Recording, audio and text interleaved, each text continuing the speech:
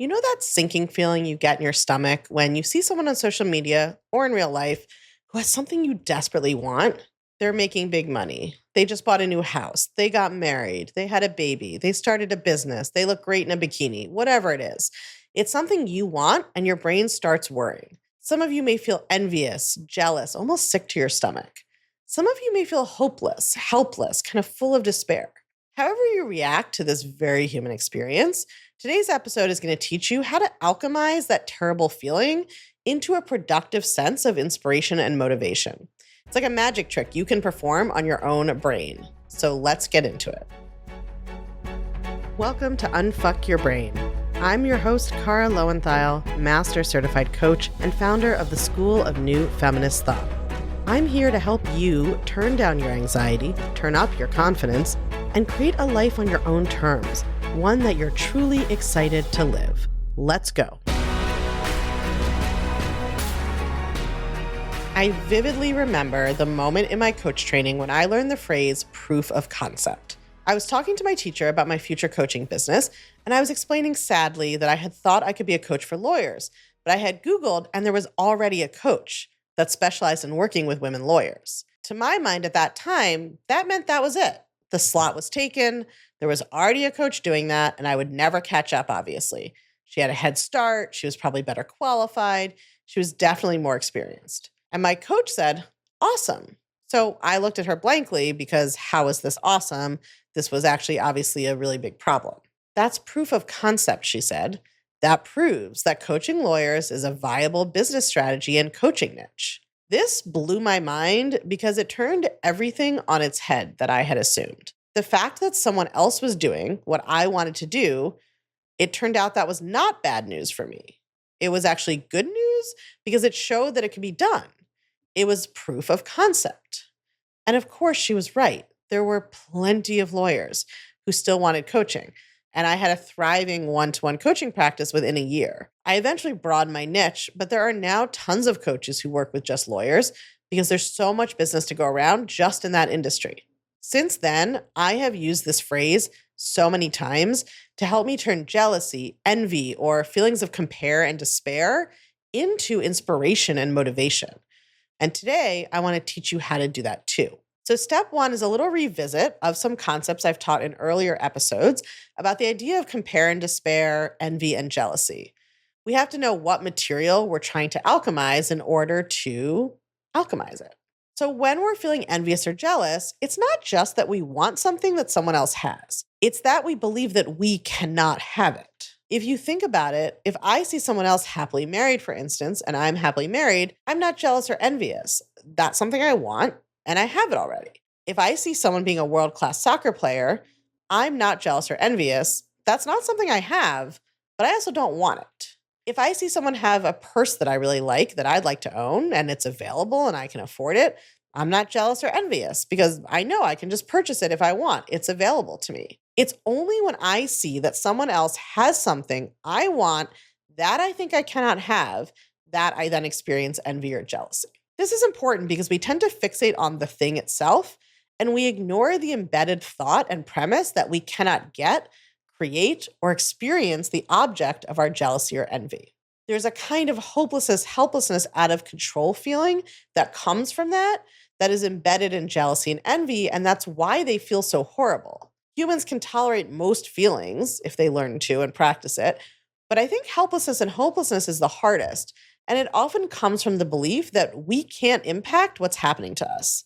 So when we notice that we are feeling envy, jealousy, or desire for what someone else has in a way that feels bad for us, that's a great sign to look inwards and ask ourselves a few important questions. Okay, so if we know the underlying psychological framework, how do we alchemize these feelings? The first step is to ask yourself the following two questions. Number one, why do I want this? And number two, why do I think I can't have it? The first question will show you what emotional weight you are putting on the thing. Apart from things like food if we're starving or sleep if we're exhausted, which are true biological needs, we only ever want something because of how we think we would feel if we had it. But when we want something because we think it will make us feel good about ourselves forever, make someone else love us, or otherwise somehow get us out of the human condition of feeling both good and bad until we die, then our desire for it isn't a true desire. It's just an attempt to manipulate our own emotions. The second question is, why do I think I can't have this? This question shows you where you have limiting beliefs that are holding you back.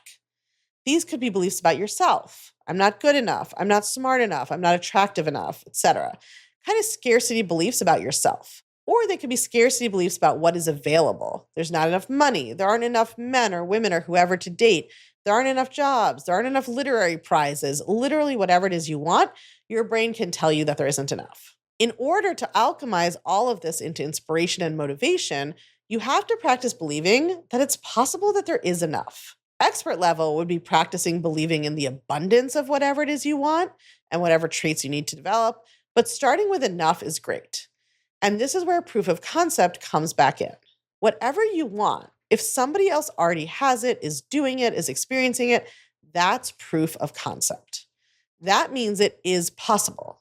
Of course, your brain wants to tell you no, it was possible for them, not for you. And that's why we have to be aware of the scarcity beliefs and practicing thoughts to counteract them. For instance, if we use my coaching example from earlier, which may apply to some of you today, it's possible there are enough clients to support more coaches than currently exist. Or it's possible that I can get clients even if other coaches exist, even in my niche.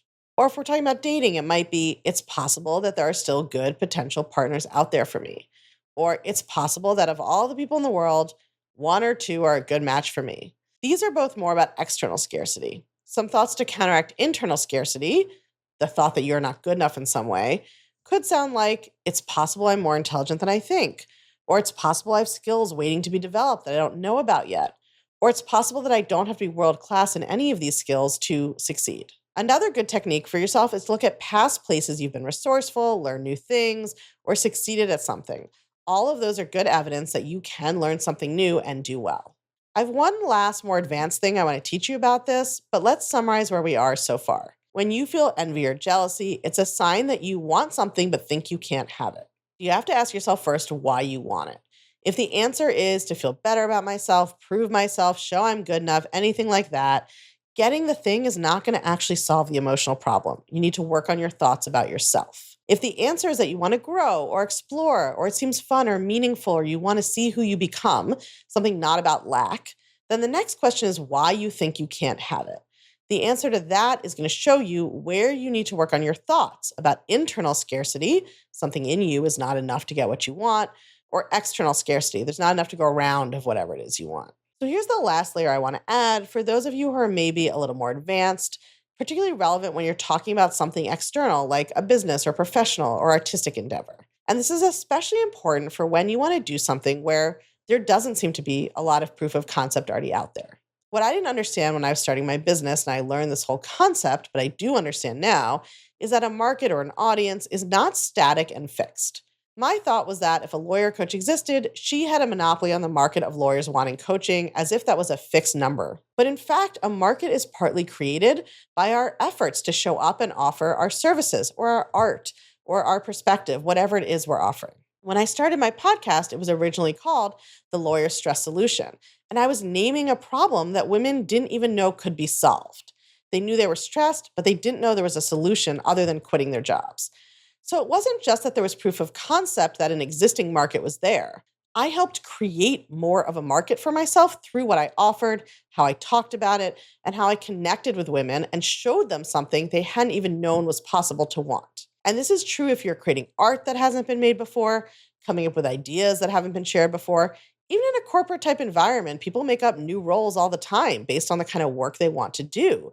They sell the idea of that new role and why it's essential, and then eventually it just becomes considered a normal standard role. So if there's something you want that you don't see out there yet, if there isn't proof of concept out there, that doesn't mean the thing is not possible or doable.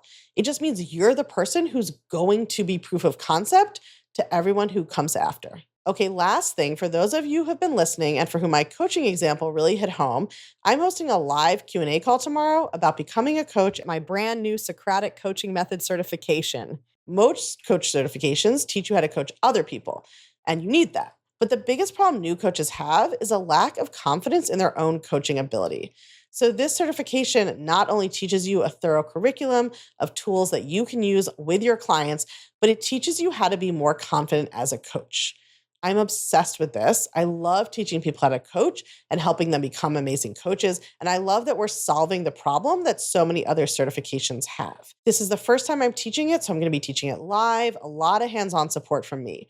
I don't know how often I'll do this in the future, but for this time, I'm teaching it live and we're going to have an in-person component that's an optional add-on to your experience. If you want to come to that call, all you need to do is go to unfuckyourbrain.com/QA call, all one word, or text your email to +1 347 997 1784, and the code word is QA call. You can ask me questions about becoming a coach. You can ask me questions about what's being offered in our specific certification, about the program, about how it works, what you're going to learn, about any questions you have about getting certified as a coach or our program. You can come to the call and ask those questions. I am so excited to teach this certification. It is really an incredible level of quality and excellence in coaching tools, but also in equipping you to actually be confident in your coaching. Because if you're not confident in your coaching, none of the rest of it matters. When you are confident in your coaching, then you are guaranteed to keep going and to succeed. I'll see some of you there, and I cannot wait to train some of you in this program.